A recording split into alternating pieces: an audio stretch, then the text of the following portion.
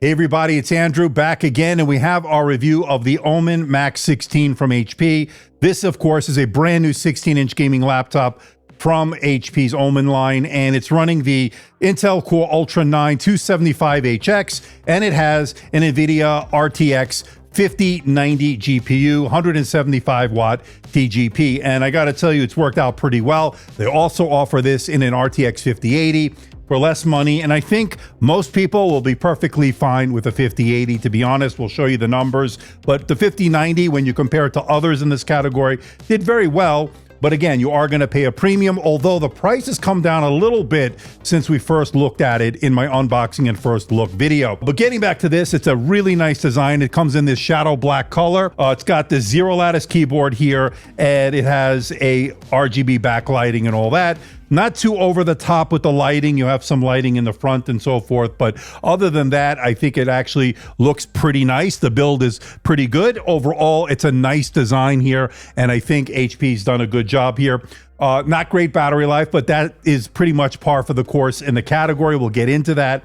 But overall, pretty nice outing here from HP's Omen line. We'll get into it and more in this review. Hey everybody, it's Andrew, and this is the HP Omen Max 16, brand new for 2025.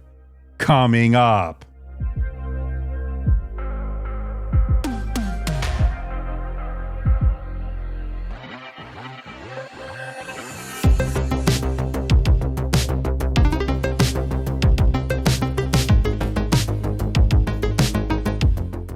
Now, when it comes to the build and design, I would say it's a very good build. And of course, there's a little bit of flex in the chassis, but nothing to be too concerned about. And it also has a nice shadow black finish, although I did notice it collects quite a bit of fingerprints over time. You'll be wiping it down quite a bit. Now, one thing to note, there is an optional ceramic white finish that looks absolutely gorgeous that is offered for just $10 more when you're configuring this over at HP's website. Link will be in the description below, but the shadow black, when it is clean, looks gorgeous. And of course, I have no doubt the ceramic white is gorgeous as well. And with just the unit alone, according to this, 2.807 kilograms, okay? And that is 6 pounds, 3 ounces on the dot. Okay, so let's put it back into kilograms. And this charging brick, which is 330 watts, let's put that on top there. Okay, and the power cord over there. So a total travel weight is 3.696 kilograms, and that is 8 pounds, 2.4 ounces. So definitely a little bit of heft there. But of course, it is a pretty powerful gaming laptop. Now, when it comes to ports, on the left side, 2 USB Type-C Thunderbolt 4 ports. They are full function, supporting data, charge, and display out. And you get a 3.5 millimeter microphone headphone combo jack. On the right side is one lone port. It is a USB Type-A supporting 10 gigabits per second, and all the fun is located on the back of the unit. And that's where you'll find the AC adapter port, the RJ45 Ethernet port supporting 2.5 gigabits per second. You get an HDMI 2.1, and you get a USB Type-A supporting 10 gigabits per second to round out the ports. Notably missing, there's no SD card reader. And I would say overall, a pretty good port selection here. Now, the bottom panel comes off easily with just a regular Phillips screwdriver. It's actually pretty easy, so that's good news there. And good news when it comes to upgradability, 2 M.2 2280 slots in terms of the SSDs, and 2 SODIMM slots for the RAM. So totally upgradable here by the user. We love to see that. Now, as far as the SSD that's included here, definitely good or excellent reads and writes here, as you can see from the results here from the Crystal Disk Mark test. I have a 2 terabyte SSD drive in this review unit.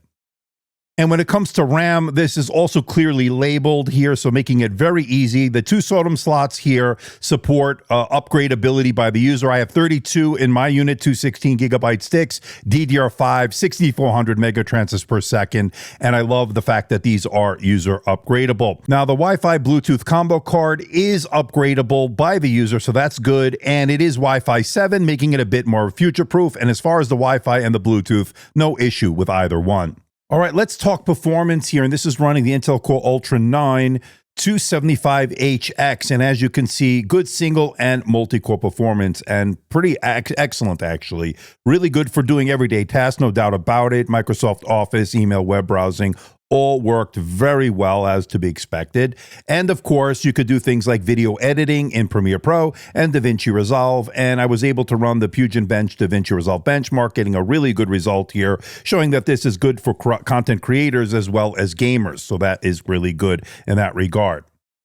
Now, as far as graphics is concerned, this one that I have here has the NVIDIA RTX 5090 GPU with 175 watt TGP. And as you can see, very good Time Spy, Firestrike, and Wildlife Extreme scores when I ran them on the 3D Mark suite of tests there. And as you can see, certainly for gaming, this certainly can handle everything very well here. And if you enable DLSS, you're going to get even better playable frame rates depending on the titles if it's supported. But overall, very good graphical performance, especially when it comes to gaming.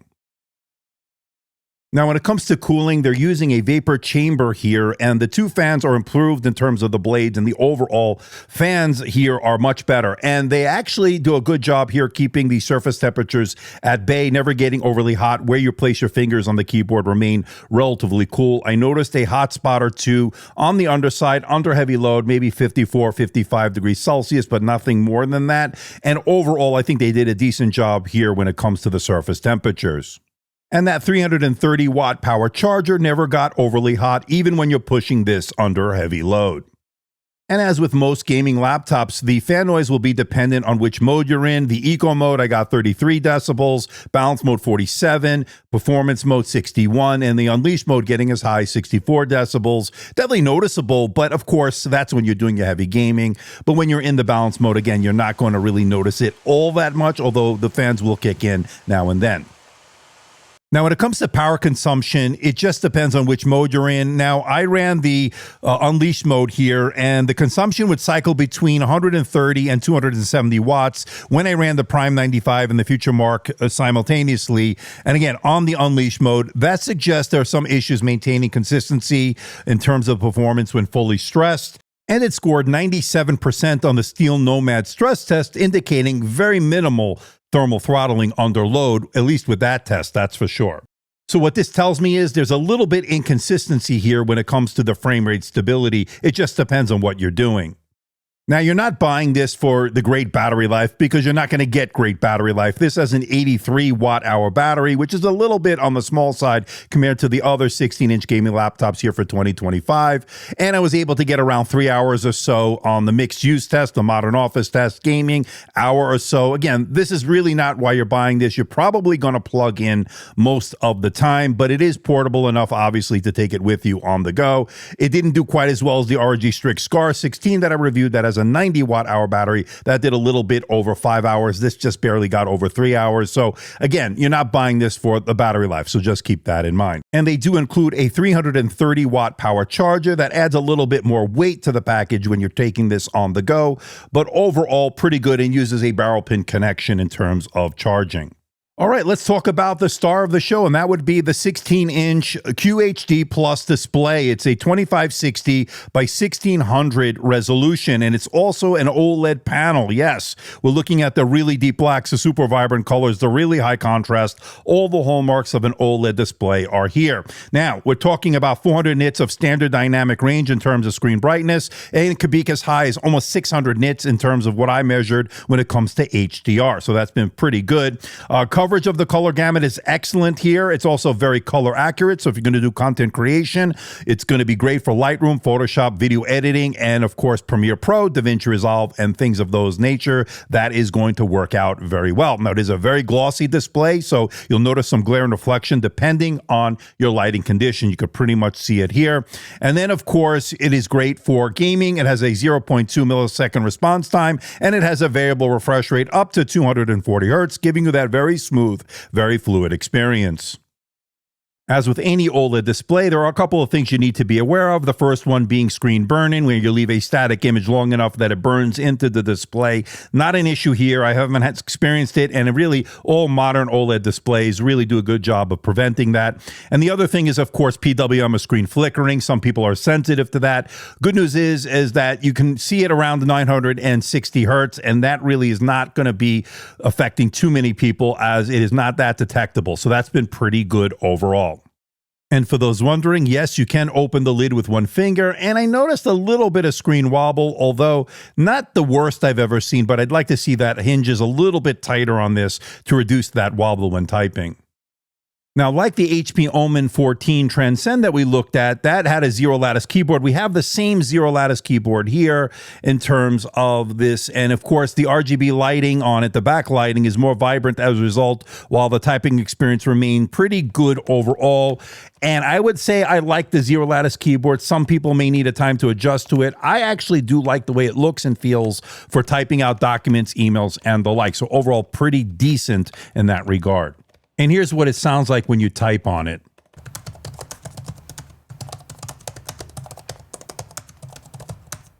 Now, when it comes to the touchpad, it's a pretty decent size here, and in terms of the scrolling and doing all the gestures, everything works as you'd expect. It's a traditional style click pad. It's not a haptic touchpad, so just keep that in mind. But overall, good performance here when it comes to input. So this is the camera on the HP Omen Max 16, a 16-inch gaming laptop here for 2025, 1080p IR camera. So that means you can log in with face recognition with Windows Hello. There is a physical shutter switch above the camera to give you more security and privacy when you need it. It also has all the studio effects here. So we have the auto framing and, of course, the eye contact, background blur. This is the standard blur. This is the portrait blur. What do you think about it? Let me know. I think it works out pretty good. Let me know how it looks, and maybe most importantly, how does it sound? Let me know in the comments section below. All right, we're talking about stereo speakers here when it comes to the audio. They're downward firing, and I thought they sounded pretty decent, although I thought they could be a little bit louder. But the mids and the bass were decent. But you let me know what you think in the comment section below. Now, keep in mind, it does have a 3.5 millimeter microphone headphone combo jack, so you can connect to wired headphones as well as Bluetooth if you want to, obviously. But of course, let's give it a listen, and you let me know what you think in the comment section below.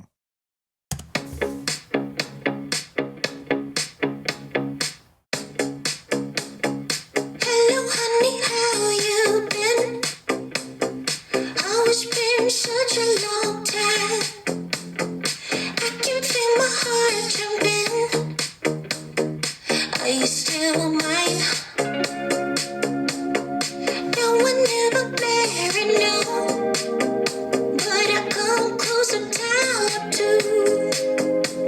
I guess it wasn't meant to be. Now let's talk pricing, and this is not going to come cheap because all this power, you will pay a premium, and it does have a price of $2849.99 over at Best Buy, 32 gigabytes of memory, RTX 5080, 1 terabyte of storage, and 2 terabytes, you go up to $3159.99 over at Best Buy. Now, the unit that I have with the RTX 5090 actually has been reduced in price by $400. It's now $3789.99, which is a little bit more palatable than the one we saw with almost $4,200, but it's still very expensive nonetheless. But nice to see they are reducing the price here. All right, let's bring it all home. And what do I think about the HP Omen Max 16 here for 2025? I think it's a really good, very good, in fact, gaming laptop. It has a really nice 16-inch OLED display, 240 hertz refresh rate, G-Sync support. It's got a refreshed design. It's got a sturdy build, although it does collect fingerprints. Powerful CPU, GPU combination, obviously. Zero lattice keyboard is really nice. Versatile power profiles. 2 SSD slots, 2 RAM slots for upgradeability. Good port selection, although it's missing an SD card reader. It's got a 1080p IR camera. That's pretty nice. And it has a really nice optional ceramic white color that looks really gorgeous. But overall, I think HP did a really good job here. And it could have been a little bit better if they made a few tweaks here and there. But I think overall, they did a solid job here. It's definitely for the gamer who wants that really great performance, especially if you go with the RTX 5090. But of course, let me know what you think in the comments section below. So please hit the like button, please subscribe, please share this video. And if you're a casual viewer of my content, why not hit that subscribe button? It doesn't cost anything and it goes to help support the channel. And if you are going to buy something like the Omen Max 16, why not hit the links in the description below? Yes, they are affiliate links, and no, I do not get a lot of money for it. It's just a small commission, which goes to help support the channel. So until next time, this is Andrew, and I'll see you in the next video.